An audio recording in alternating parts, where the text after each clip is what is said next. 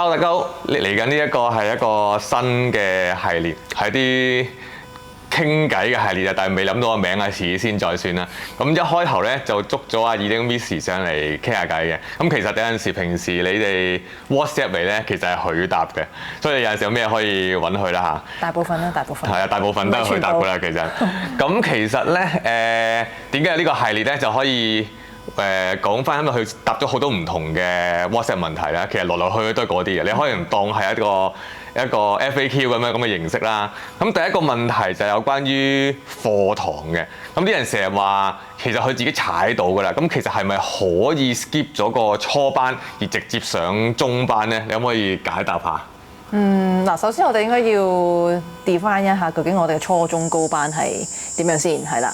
咁初中高班如果好簡單咁樣講咧，其實個概念就係初班我哋預係一啲基本上係完全唔識嘅人啦。咁嚟到就可能係即係開始學踏步啊，開始學行啊，開始學跌低起身啊，呢啲咁樣嘅基本操作啦。咁然後咧到佢開始叫做都可以向前行，即係移動到啦，或者咁講啦，唔好理佢行得好唔好先啦。總之移動到啦向前。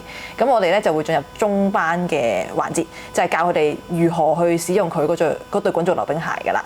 咁所以去到中班咧，就會係一啲可能溜滑就多啲啦啲動作，即係唔係齋踏啊、齋平衡啊咁樣啦。咁啊可能係真係所謂 sir 啊、sir 下啊、線下線下咁樣啦。個效果係希望做得到。咁然後咧就再學咗一啲真係點樣去用隻滾軸溜冰鞋嘅動作之後咧，我哋就會將佢整合。咁但係整合嘅呢一個過程當中咧，我哋大部分就會喺高班嗰度做啦。咁即係你可以當中班學咗啲散件先，然後高班就將佢砌埋一齊，咁然後就成為一個比較 smooth 嘅或者一個完整嘅 picture 咁樣去做咯。咁所以如果去翻頭先嘅問題，咁究竟佢已經係識踩嘅，咁可唔可以 skip 咗個初班呢？咁呢樣嘢呢，其實就好睇佢所謂嘅識踩係去到乜嘢嘅程度啦。咁但係一般嚟講呢，我覺得就咁喺個文字上都好難同家長溝通得到，因為可能佢都唔知究竟我哋關注嘅地方喺邊度啦。咁所以我通常都會一嚟就問啊，你會唔會有啲 video 可以分享下俾我哋，等我哋做個參考呢？咁樣去問啲家長咯。嗱，講開 video 咧，其實我哋 roll 機之前咧，就已經我自己咧就拍咗2條 video 嘅。咁其實咧，我就係模仿嗰啲人 send 過嚟嘅 video 去拍嘅。咁首先第一條片咧就係關於個葫蘆步啦。咁頭先我唔好明咧，點解咁多人用葫蘆步係一個指標？係啦，我唔好明呢件事，我唔知佢發生緊咩事，仲要好興喺條路度擺晒啲雪糕筒去做葫蘆步，我唔好明點解，因為擺雪糕筒其實係一個花式嘅項目嚟嘅，其實喺佢哋嘅層面係根本未到呢件事嘅。我唔知佢係上網睇又好，有人教又好，乜都好啦。咁唔好理啦 ，anyway 啦。咁就講翻個葫蘆步先。好多人以為做到佢哋所謂嘅葫蘆步咧，就唔知點解可能覺得自己好叻啊，連中班都 skip 埋，直接去高班添嘅會。咁但係睇一睇條片先，2種葫蘆步。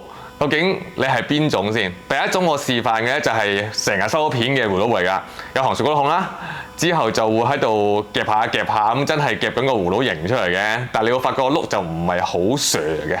咁第二種咧就係我哋所講我哋認知嘅葫蘆步，就係用緊個碌去 Sir 嘅。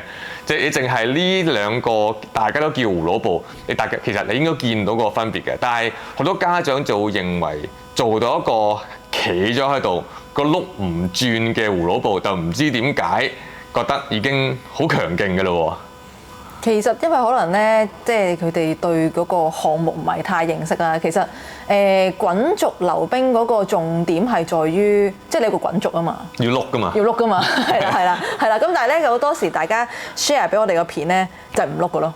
係啦，嗱又講片，我有第2條嘅。第2條就係啲人成日話踩到啊嘛。咁第一開頭咧一樣啦，我喺度踏下，其實我企到喺度㗎，前進到㗎。但係第2個版本就係即係用個碌去 Sir 嘅，其實你都見到個好大個分別㗎。係啦，所以其實嗰個重點咧，我哋反而係希望係可以睇多啲，唔使咁所謂咁高難度㗎啦，唔使俾咩技巧我哋睇啦，行嚟睇下先啦，係行咗就 OK。因為咧行嗰度咧，其實我哋已經睇到好多嘢㗎，例如佢有冇即係抬腳啦，我哋叫做即係有冇話識得希望令到個人嗰個重心要轉移啦，因為可能好多新玩嘅人咧，佢哋未夠膽或者係未認識到嗰個重心嘅轉移嘅時候咧，咁其實佢哋就會2隻腳黐住個地下行嘅。咁呢個已經係其中一個我哋睇得到啊，佢某啲方面未 ready 喎咁樣。咁另外一樣嘢咧就係有冇 inside 腳啦，咁就係話即係操控翻嗰隻鞋嗰個層面上嘅問題。咁所以其實咧，反為俾一條可能淨係放佢哋去公園度隨意咁樣行嘅片咧，即係嗰個參考價值咧係會比嗰個即係所謂一個技巧啦，係啊，或者可能佢一個花式啦，咁樣係更加有參考價值咯。因為即係始終都係嘅，因為好多人會覺得哇，我識做花式就好勁啦嘛，係啊，我唔係淨係識行喎。其實我哋調翻轉喎，我就係想睇下你行成點喎。因為你行得好咧，自然之後冧上去嘅花式咧都會容易做好多咯，因為你個速度夠啊嘛。咁速度唔夠嘅話，好似頭先嗰啲片咁樣，速度唔夠，其實做嘅嘢咧，就算你好似做到個形態出嚟，但係其實都係另外一件事嚟嘅咯。係咯，咁啊補充少少啦。喺我哋嘅高中低班嚟講咧，其實我哋來來去去都係教緊你點樣去踩呢個運動嘅。即係我哋學校本身係玩速度啦，唔係玩花式啦。咁但係我哋都唔會喺高中低班去淨係谷你個速度嘅，因為其實滾軸溜冰呢個係一個技巧，一個技能嚟嘅。你無論你玩乜嘢之後嘅項目，玩速度好、花式好、打 hockey 或者跳台乜都好啦，其實你係要識得踩先嘅。所以我哋喺高中低班其實最主要就係教你識得踩，你踩完啦，你識得呢一個技能啦，咁你先至再去唔同嘅主項度發展咯。即係好似有另外一個好極端啲嘅例子，我係諗住嚟打滾軸溜冰 hockey 嘅，原來我唔教你踩喎，我一嚟就俾支棍你喺度撩，咁其實你係玩緊草地嘅 hockey 啊，平地嘅 hockey 定係玩緊滾軸溜冰嘅 hockey 咧？咁你要識得踩，再之後再學埋點樣打，你先至係打緊 inline hockey 咁樣噶嘛。所以你要搞清楚就係有陣時啲同學會或者啲家長咧有啲 bad feeling 嘅。如果你直接嚟我哋學翻反而仲好，有啲可能你自己玩過啦，或者其他學校學過啦。喂，即係成日 send 個 message 嚟就係話，喂，我學咗半年嘅咯喎，我想轉嚟你度，你叫我由中班開始講，唔係話咁，但係佢可能真係我哋見到佢個底。真係未夠，未去到我哋高班嗰個水平。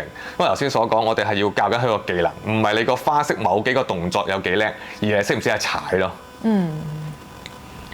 所以係咯，咁如果大家真係有興趣轉過嚟，或者睇下你想高中低邊班，你真係可以放個小朋友去個公園度周圍踩，或者滾軸溜冰場啦，因為我有地方周圍踩，唔使叫佢做咩特別動作嘅，影佢周圍踩嘅 video send 俾我哋，咁我哋就可以話俾你聽，究竟你係應該去邊一班㗎啦。